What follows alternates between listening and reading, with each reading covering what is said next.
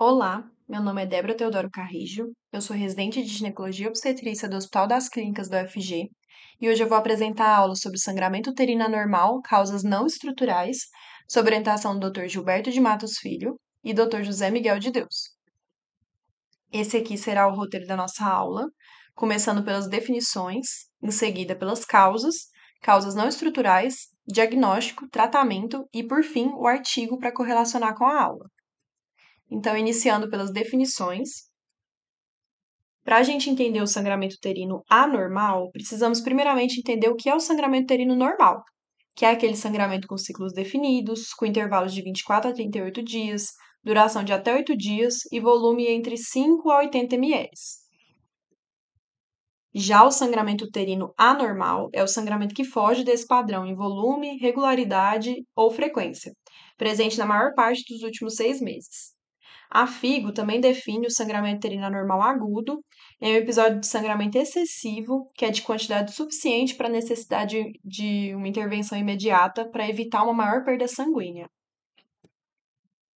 Também é importante a gente entender algumas alterações conceituais estipuladas pela FIGO, sendo uma delas o sangramento menstrual excessivo, que é definido como excessiva perda sanguínea menstrual que interfere na qualidade de vida da mulher, que é a antiga denominação de menorragia e hipermenorreia.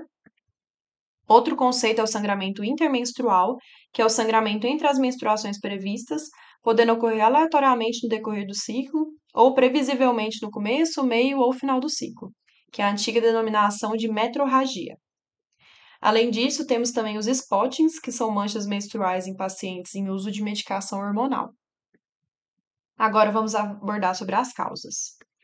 A FIGO sistematizou em 2011 o acrônimo PALM-COIN para facilitar a acurácia diagnóstica e o manejo das pacientes com sangramento uterino anormal, sendo dividido em casos estruturais, que seria o PALM, e as não estruturais, COIN. Essa aula é uma complementação da aula anterior, focando agora nas causas não estruturais, ou seja, nas coagulopatias, causas ovulatórias, endometriais, iatrogênicas e as não classificadas. Então, vamos focar agora nas causas não estruturais. Começando pelas coagulopatias, as coagulopatias são deficiências de fatores da coagulação ou desordens plaquetárias genéticas ou adquiridas. Qualquer alteração dos mecanismos de coagulação pode se expressar clinicamente por sangramento uterino anormal. Muitas pacientes com essa condição podem apresentar na menarca o primeiro episódio de estresse hemodinâmica da vida da mulher. Sendo assim, as pacientes que apresentam queixa de aumento de volume menstrual desde a menarca, epistaxe, gengivorragia, história de sangramento profuso que precisou de internar ou de transfusão, história familiar de coagulopatias, equimoses em situações de pequenos traumas ou cirurgias têm que ser investigadas. A causa mais comum é a doença de Wolff-Lembrandt, mas também deve ser lembrados os casos de hemofilia, disfunções plaquetárias por trombocitopênica e distúrbios da coagulação associados a doenças como hepatopatias e leucemias. O sangramento uterino por disfunção ovulatória, ou SUDO, está relacionado com disfunções endócrinas como insuficiência lútea ou anovulação, normalmente com a ausência de uma ciclicidade menstrual. Essa disfunção ela é comum em mulheres na perimenarca, com SOP e perimenopausa. E depois de 2 anos da menarca, o sangramento que é frequente, excessivo ou prolongado passa a ser considerado anormal. Ainda dentro dos sangramentos uterinos por disfunções ovulatórias, as causas anovulatórias são as mais comuns, englobando 80 a 90% dos casos, sendo os exemplos mais comuns a perimenarca e a perimenopausa, mas podendo ocorrer em qualquer outra fase do benacne. Na perimenarca, a anovulação acontece devido à imaturidade do eixo, hipotálamo e hipófise ovário, gerando níveis insuficientes de FSH para que ocorra uma maturação folicular e, consequentemente, a ovulação. Já nas pacientes da perimenopausa, a anovulação ela ocorre devido a uma baixa reserva ovariana, não sendo possível formar um novo corpo lúteo. Apesar da ausência de ovulação e de formação de corpo lúteo, tanto na perimenarca quanto na perimenopausa, existe um estímulo mínimo de FSH para a produção de estradiol, para que ocorra uma proliferação endometrial, mas com a falta da progesterona gera uma instabilidade do endométrio, uma fragilidade endometrial, causando um sangramento uterino anormal. Dentro das disfunções ovulatórias, nós temos uma minoria que gera ovulação, sendo apenas 10 a 20% dos casos de SUDO. Trouxe aqui 3 exemplos para a gente elucidar. Primeiro, nós temos o sangramento da ovulação, que pode ser causado tanto por uma pequena descamação endometrial em resposta à elevação do nível de estrogênio no meio do ciclo, quanto pela própria rotura folicular no processo de ovulação, chamado de sangramento do meio do ciclo. Também temos as menstruações frequentes, que acontecem em intervalos menores do que 24 dias, podendo ocorrer naquelas mulheres que possuem encurtamento do período folicular, que é comum na perimenopausa. E por fim, temos também a persistência do corpo lúteo, que é a síndrome de Alban. É um episódio esporádico e o diagnóstico geralmente não é feito porque não se pensa nessa possibilidade. É confundida frequentemente com gravidez ectópica, porque ocorre um atraso menstrual seguido de perdas irregulares, dor em baixo ventre e presença de massa anexial representada por um corpo lúteo hemorrágico. Se o diagnóstico correto for confirmado na ultrassom e pelo beta afastando a gestação, a conduta é conservadora, apenas com analgesia e resolução espontânea. Agora, sobre as causas locais do endométrio, normalmente ocorrem por uma alteração da hemostasia local ou decorrente de uma resposta inflamatória. Podemos citar alterações de receptores endometriais, vascularização distrófica, endometrite por clamídia, DIPA, desbalanço local entre as prostaglandinas, atrofia endometrial pós-menopausa ou supostas alterações ainda não desvendadas. Ainda não existem avaliações bioquímicas confiáveis do endométrio disponíveis, fazendo com que o diagnóstico de desordens endometriais ainda seja um diagnóstico de exclusão, quando a gente não identifica outras causas. E isso é interpretado como SUSCA, sangramento uterino anormal sem causa aparente, mas pode acabar sendo adenomiose no exame histopatológico do útero. Lembrando também que a hiperplasia e o câncer de endométrio por persistência de estrogênio devem sempre ser excluídas a partir da quarta década de vida das mulheres com sangramento uterino não programado, excessivo ou prolongado. As causas iatrogênicas, em geral, elas estão ligadas ao uso inadequado de medicações hormonais ou não hormonais, como DIUs intrauterinos hormonais e não hormonais, e agentes farmacológicos que alteram diretamente o endométrio, interferindo nos mecanismos de coagulação do sangue ou influenciando na ovulação. O uso inadequado dessas medicações, elas podem estar ligadas a uma prescrição médica inadequada, desatenção no modo de uso do remédio, automedicação e até mesmo o uso correto de medicações hormonais de forma contínua, que possuem como finalidade provocar a menorreia. São os spots, muitas vezes. Além dos métodos contraceptivos hormonais e não hormonais, nós temos também outros tipos de medicações que podem estar envolvidos nas causas iatrogênicas, como os anticoagulantes, AS, antiepiléticos, hormônios tireoidianos, antidepressivos, fenotiazinas, tamoxifeno e corticosteroides. Por último, nós temos o grupo dos não classificados, que incluem as lesões locais ou condições sistêmicas raras que podem causar o sangramento uterino anormal. Dentro das causas estruturais, nós temos como exemplo malformações arteriovenosas, defeitos estruturais após cesárea, como estimocele, principalmente quando a camada miometrial não é estruturada. E dentro das causas não estruturais, nós temos as possíveis alterações bioquímicas envolvidas no sangramento, como produtos dos neutrófilos, como as citocinas e fatores de crescimento. E lembrando também que às vezes um caso tido como não classificado pode depois demonstrar uma alteração anatomopatológica, como a adenomiose. Agora vamos elucidar mais o diagnóstico. Para que o diagnóstico seja feito, temos sempre que realizar uma anamnese bem detalhada. A idade já nos direciona bastante, porque existem as principais causas em cada fase de vida da mulher. Também temos sempre que excluir alterações ligadas à gestação, porque existem causas específicas dessa fase, como sangramento de implantação, abortamento, gravidez ectópica, e investigar os sangramentos de pós-menopausa, sinusorragia, comorbidades, cirurgias prévias, uso de medicações hormonais ou não hormonais, tudo isso é importante. Realizar um exame físico geral, procurando sinais de anemia e outros tipos de sintomas. Depois, um exame ginecológico com uma inspeção vulvar, que pode excluir sangramentos como hemangiomas, traumas ou até mesmo câncer vulvar. Realizar o exame especular buscando excluir lesões de câncer de colo de útero, pólipos cervicais.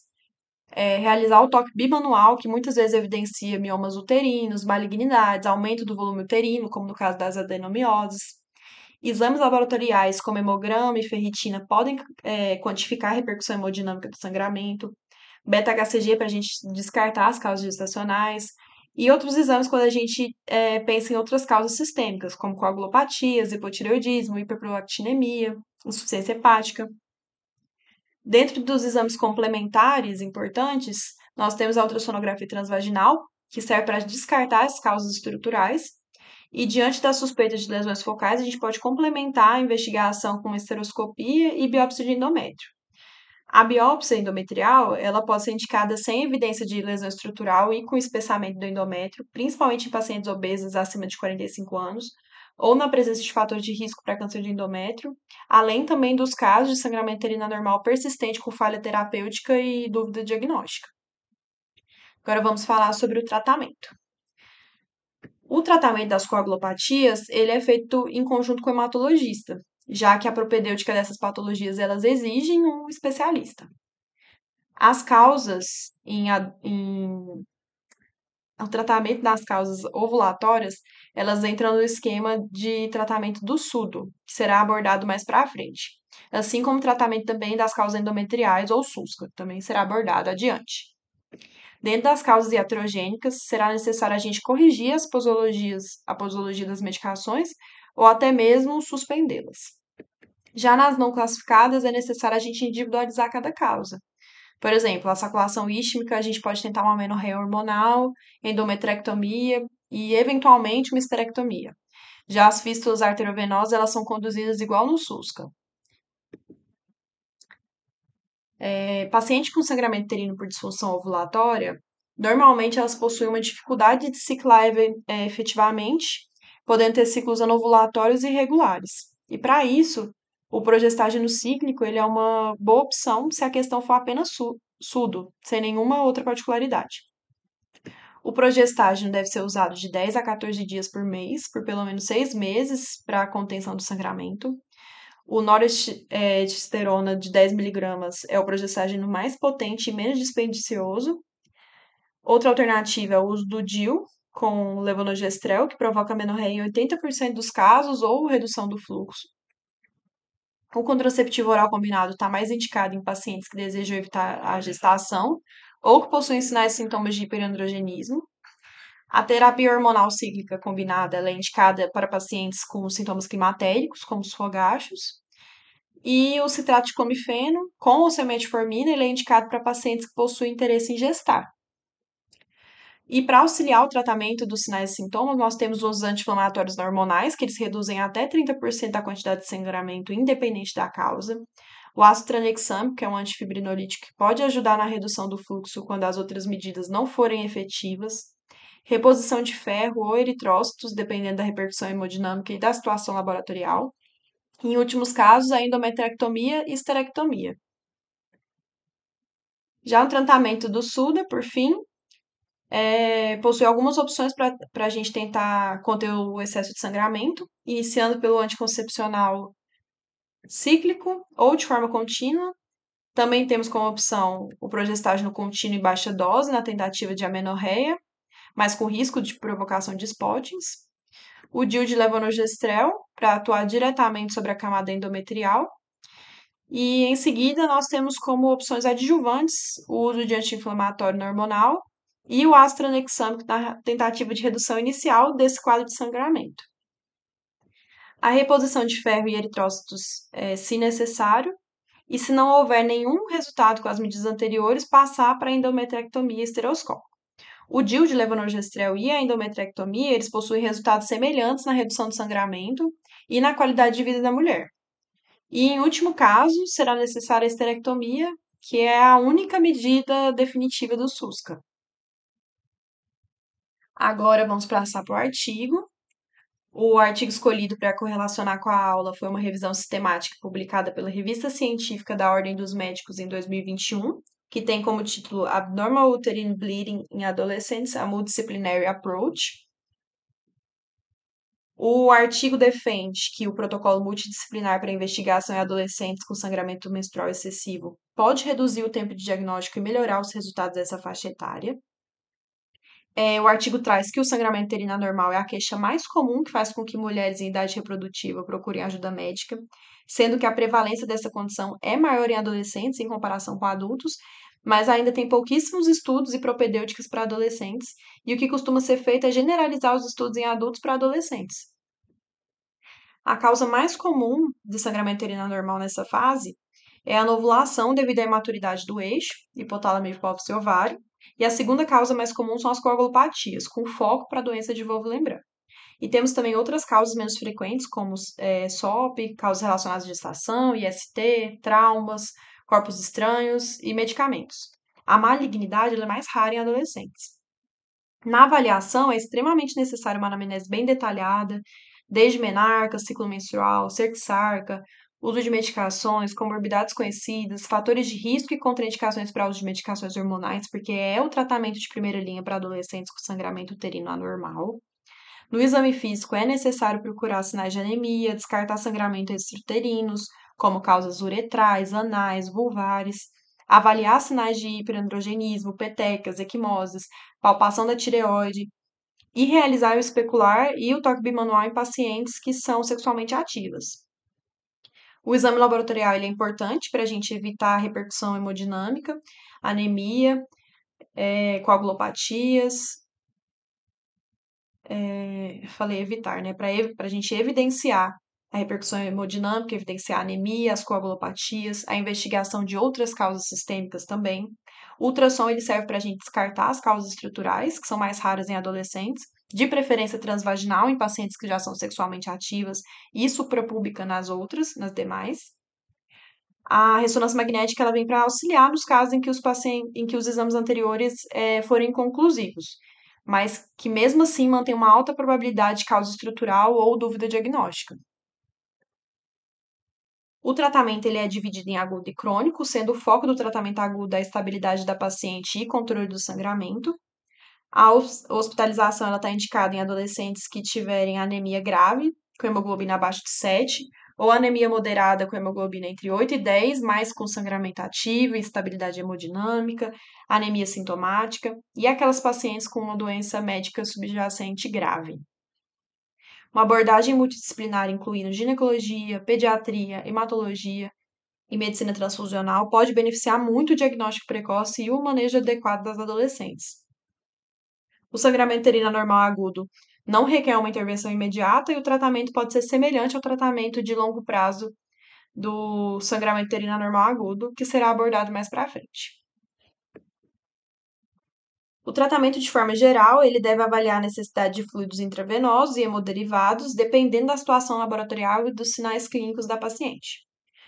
O tratamento hormonal é a primeira escolha para a paciente, sendo as medicações combinadas com estrogênio e progestágeno a primeira escolha. Mas temos também o uso de progestágeno isolado como alternativa para as pacientes que têm contraindicação ao uso de estrogênio ou não intenção de gestar, sendo o acetato de medroxiprogesterona e o acetato de norestesterona progestágenos liberados para as adolescentes.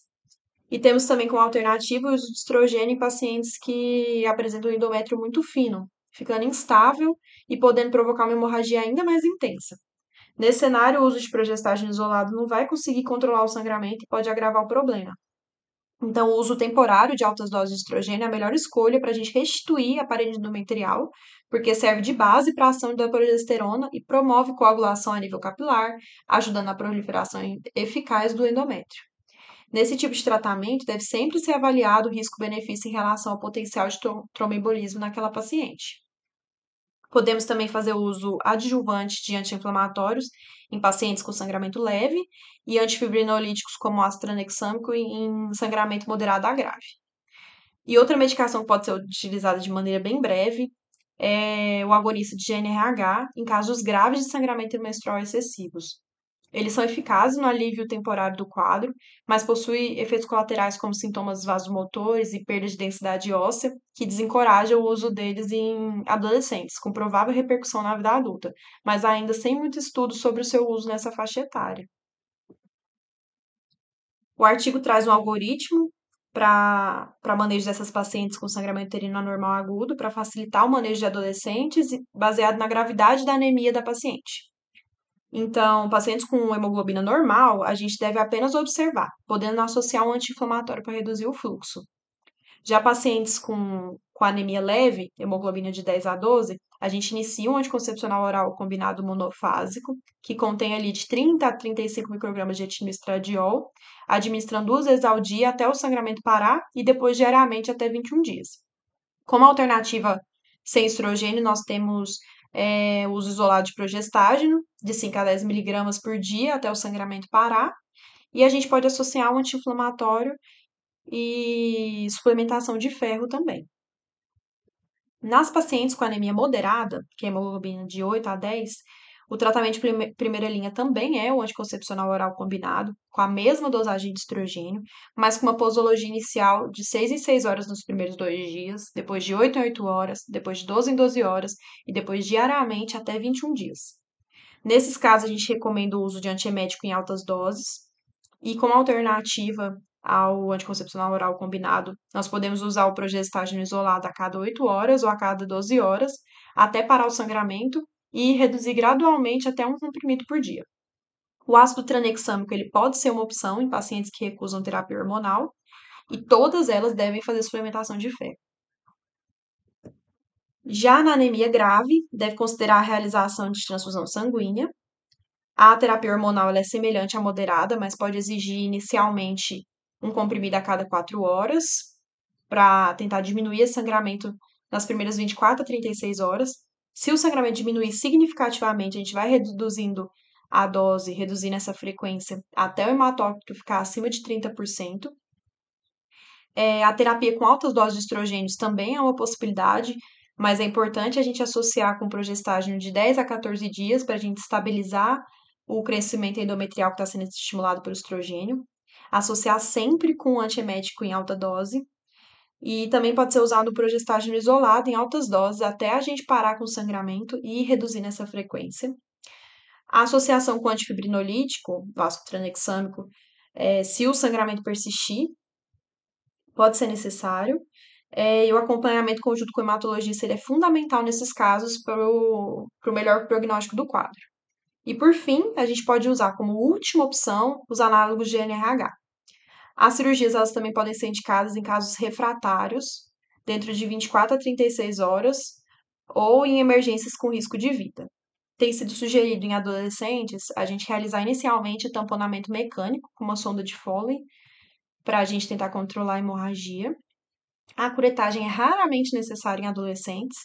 A embolização uterina, ela tem que ser considerada como uma medida salva-vidas para a gente tentar evitar a esterectomia nessa fase. O manejo a longo prazo, ele tem como função a gente estabelecer um ciclo menstrual regular, ou em alguns casos, estabelecer a menorreia, e reintroduzir a qualidade de vida para as adolescentes, evitando eventos futuros. Nas adolescentes e a ovulação, a gente quer restaurar o crescimento ordenado e a eliminação de um endométrio estável. As opções envolvem preferência da paciente e a necessidade de contracepção. Então, os anticoncepcionais orais combinados, eles permitem uma regulação do ciclo e uma melhora da dismenorreia, que é muito comum em adolescentes.